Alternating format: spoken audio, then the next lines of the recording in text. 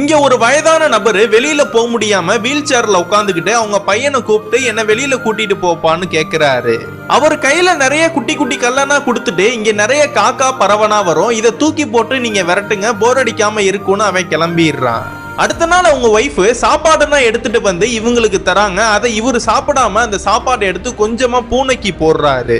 அந்த சாப்பாடை சாப்பிட்ட பூனை உயிரோட இருக்கான அந்த வீட்டுல இருக்கிற ஒரு ஆள்கிட்ட கேக்குறான். அவனும் பார்த்துட்டு வந்து இந்த பெரியவர் கிட்ட சொல்றான்.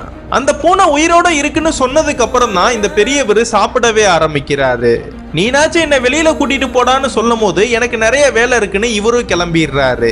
இவரோட பெரிய பையன் அப்பதான் வீட்டுக்கு வராரு. நீனாச்சும் என்ன வெளியில கூட்டிட்டு போவியான்னு கேட்கும் போது அவரு ரொம்ப டென்ஷனா இருக்கிறனால கத்திடுறாரு.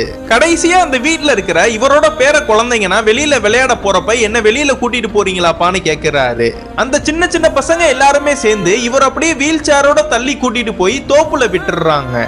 இவர் அப்படியே பாதியிலே விட்டுட்டு அவனுங்க எல்லாருமே விளையாட போயிடுறாங்க. இவர் மட்டும் வீல் சேர்ல உட்காந்து இயற்கையை ரசிச்சுட்டு உட்கார்ந்து இருக்காரு. அந்த சமயம் பார்த்து இவர் பக்கத்துல இருக்கிற தென்னை மரத்துல மேல இளநீ கீழே விழுற மாதிரி இருக்கு.